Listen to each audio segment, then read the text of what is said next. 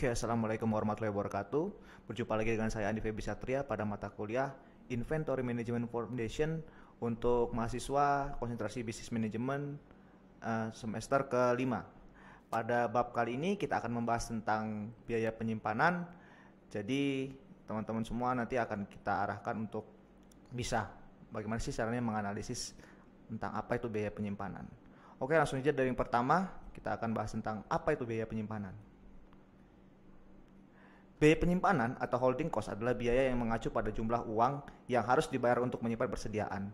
Total biaya penyimpanan biasanya dinyatakan sebagai persentase dari total biaya perusahaan selama waktu tertentu.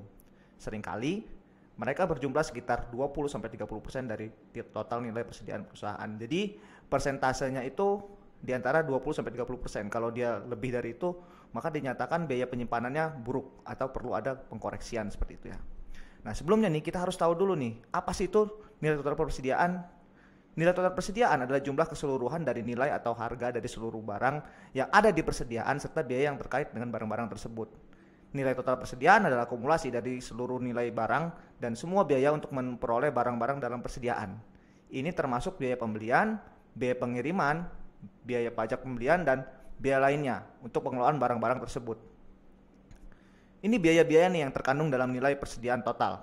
Yang pertama ada biaya pembelian, ada biaya resiko, ada biaya penyimpanan yang akan kita bahas, lalu ada biaya bunga, dan terakhir ada biaya lainnya.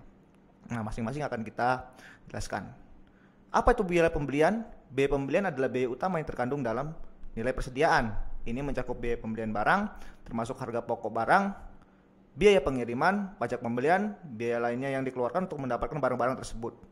Contohnya seperti yang sudah tertera di slide ya. Lalu biaya resiko adalah biaya yang mencakup kerugian atau kehilangan barang dalam persediaan akibat kerusakan, pencurian, atau berbagai faktor lainnya. Lalu ada biaya bunga. Biaya bunga adalah biaya yang dibebankan jika perusahaan meminjam uang untuk membiayai pembelian persediaan. Biaya bunga atas pinjaman tersebut juga termasuk dalam nilai persediaan. Jadi ini bisa terjadi apabila perusahaan itu kalau ingin membeli persediaan, dia meminjam uang, sehingga ada biaya yang namanya biaya bunga dari pinjaman tersebut. Tapi kalau tidak memakai uang pinjaman, maka biaya bunga itu akan ditiadakan seperti itu. Lalu ada biaya lainnya. Biaya lainnya ini terkait dengan biaya-biaya seperti perakitan ataupun biaya pengawasan khusus. Jadi ini di luar dari apa ya?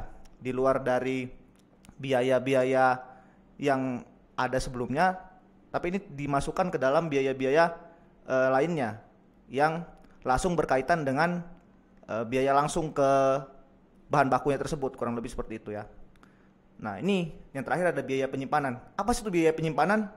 Biaya penyimpanan adalah biaya yang dikeluarkan oleh perusahaan untuk menjaga dan mengelola persediaan dalam kondisi yang baik. Ini mencakup biaya sewa gudang, biaya asuransi gudang, biaya listrik, pemeliharaan gudang, biaya pengawasan gudang, serta biaya pengendalian kualitas. Lalu biaya penyimpanan dapat diklasifikasikan menjadi biaya tetap seperti sewa gudang dan asuransi, dan biaya variabel seperti biaya listrik yang dapat berubah tergantung pada penggunaan gudang. Nah, jadi ada dua unsur ya di sini ya. Yang pertama ada biaya tetap, itu berupa sewa gudang, dan yang juga ada juga biaya variabel, yaitu berupa biaya listrik, air, dan lain sebagainya seperti itu ya. Nah, itu dibebankan pada biaya penyimpanan juga. Nih, komponen untuk menghitung biaya penyimpanan nih. Yang pertama kita harus tahu dulu dari biaya layanan persediaan.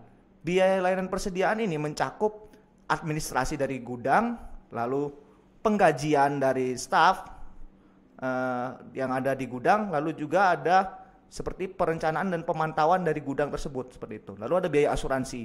Biaya asuransi ini biasanya dia mengcover seluruh aset yang ada di persediaan itu agar apabila terjadi resiko kehilangan ataupun kerusakan itu bisa ditanggulangi dengan adanya asuransi tersebut. Nah, biasanya biaya asuransi ini juga dibebankan pada biaya penyimpanan. Lalu ada biaya ruang penyimpanan. Nah, biaya ruang penyimpanan ini berkaitan dengan sewa gudang, terus biaya utilitas seperti tadi biaya variabel seperti bayar listrik ataupun bayar biaya air dan lain sebagainya seperti itu. Dan yang terakhir ada biaya pengandalian kualitas. Biaya pengandalian kualitas ini berkaitan dengan bagaimana sih kita itu bisa membuat kualitas bahan baku yang ada di persediaan kita itu tetap menjadi baik. Nah, itu perlu ada perawatan, perlu ada pengawasan dan lain sebagainya, dan itu masuk ke dalam biaya pengendalian kualitas seperti itu. Nah, apa sih gunanya kita menganalisis biaya penyimpanan itu? Pertama, kita sebagai perusahaan menggunakan biaya analisis biaya penyimpanan itu untuk menentukan seberapa besar biaya yang harus dikeluarkan untuk mengelola penyimpanan.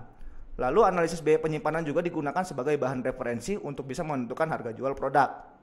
Nah, ini rumusnya nih, rumus dalam menghitung biaya penyimpanan. Jadi biaya penyimpanan itu berbentuk persentase. Jadi berapa persen sih porsi dari biaya penyimpanan itu di nilai total persediaan. Cara menghitungnya adalah jumlah penyimpanan persediaan, yaitu akumulasi dari biaya layanan persediaan, biaya asuransi, biaya ruang penyimpanan, dan biaya pengendalian kualitas. Dibagi nilai total persediaan dan dikali 100. Nah, sebelumnya kita harus tahu dulu kan jumlah dari penyimpanan persediaan ini, maka dihitung dulu. Pertama kita klasifikasikan jenis-jenis biayanya, lalu kita hitung biaya layanan itu berapa misalnya jumlahnya, lalu biaya asuransinya berapa, biaya ruang penyimpanan berapa, biaya pengendalian kualitas berapa, langsung dikalkulasi, dijumlahkan, lalu nantinya akan dibagi nilai total dari persediaan yang ada, datanya sepertinya sudah ada seperti itu ya, lalu dikali 100, jadi itu berupa persentase. Nah, umumnya yang baik biaya penyimpanan itu berkisar antara 20-30%. Kalau dia di atas, tandanya perlu ada perbaikan untuk biaya penyimpanan atau ada pemangkasan anggaran untuk biaya penyimpanan. Oke, mungkin itu saja yang dapat saya sampaikan. Kurang lebihnya saya mohon maaf. Saya akhiri. Wassalamualaikum warahmatullahi wabarakatuh.